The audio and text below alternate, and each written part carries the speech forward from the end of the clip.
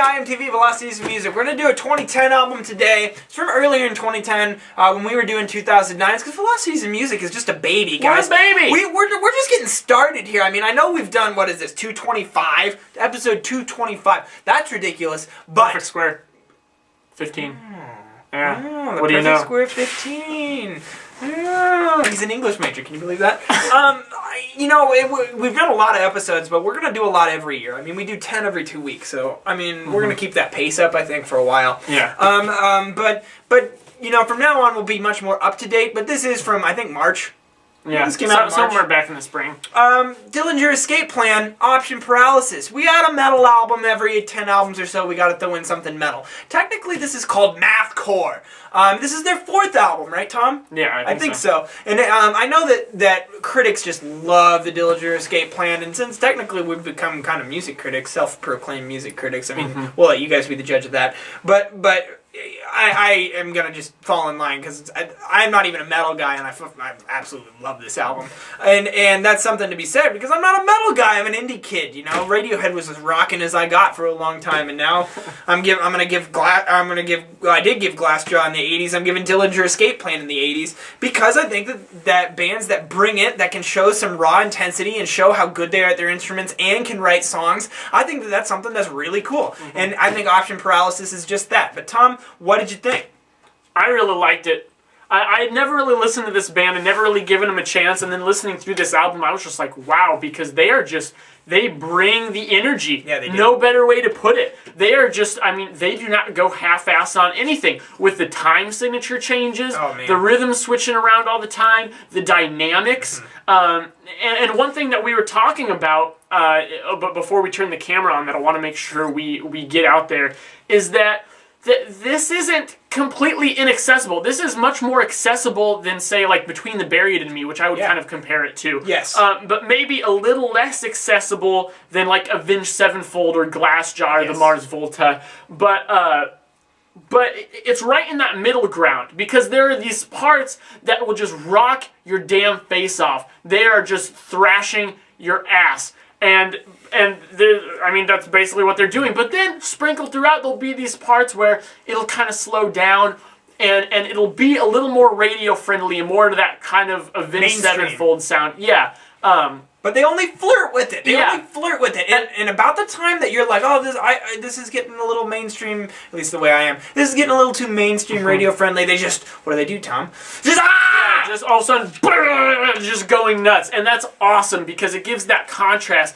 And it's them reminding you, yeah, you know, we can do this kind of sing-songy stuff, but we're only going to do it for effect every now and then we're going to rock your ass off some more. And it's great because they start the album with that. It's like a disclaimer. The first track, Farewell Mona Lisa, because it just kind of goes nuts for a while. And then it settles into this more just kind of, rather than the thrash math metal of you know, that's on a lot of the rest of the album and was in the first half of that song, you know, goes into this more you know, kind of just regular hard rock thing. Right.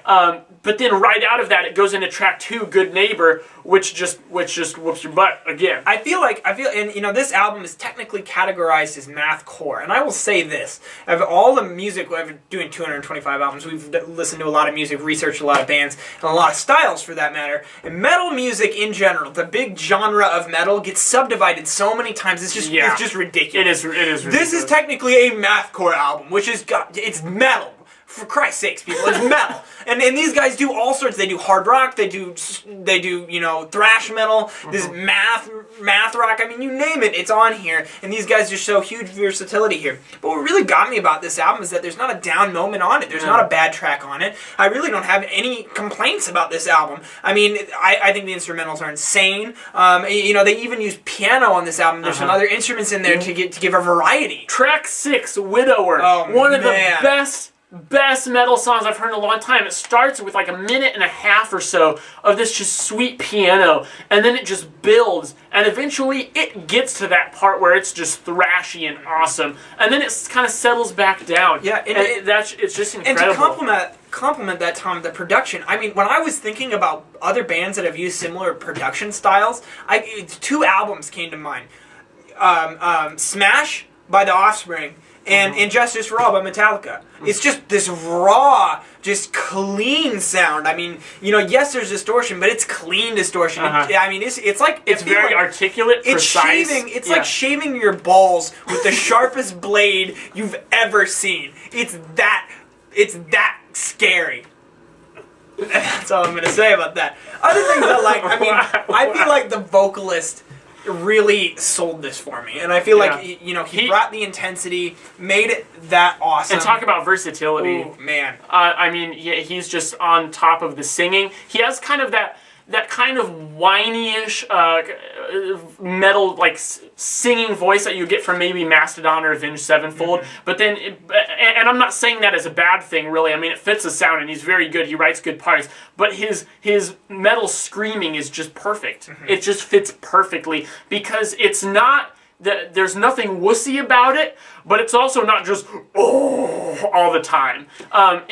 There's a lot more tact than that. In that way, he reminds me a lot more of Daryl Palumbo from Glassjaw. Yes, absolutely. And that's what I like about it, is that he's able to show a range of intensity in his screaming, which is good too. And it never comes off as screamo, which I like. Yeah. You know, something that I love too is that this album, I feel, Tom, is back heavy. I feel like while the front is very good, and this is just a testament to how good the whole album is, but the back is even stronger, and the closer is fantastic. Yeah. And that's something I always like. I always think the best song should be on the back of an album because it gives you incentive to listen to the whole album and not change any of the tracks.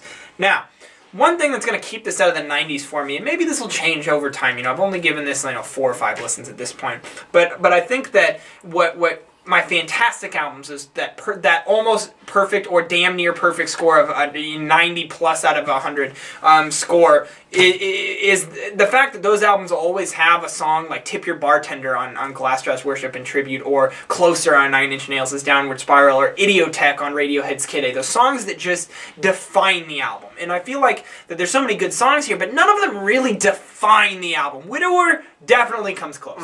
But I don't feel like it's that caliber of a song quite yet. Maybe over time I will. But that's not really a criticism. I'm still giving this thing an 83. I'm going to go 81.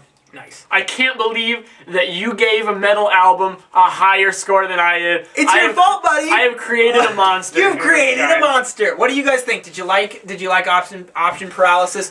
Joel, I know you're watching this. I want you to comment. Do you like it? I'm interested. So thanks for watching, guys. Tell us what you think at www.velocitiesandmusic.com or youtube.com/velocitiesandmusic. I am Jake. I'm Tom. And we are VIMTV, Movie Music Critique Forward.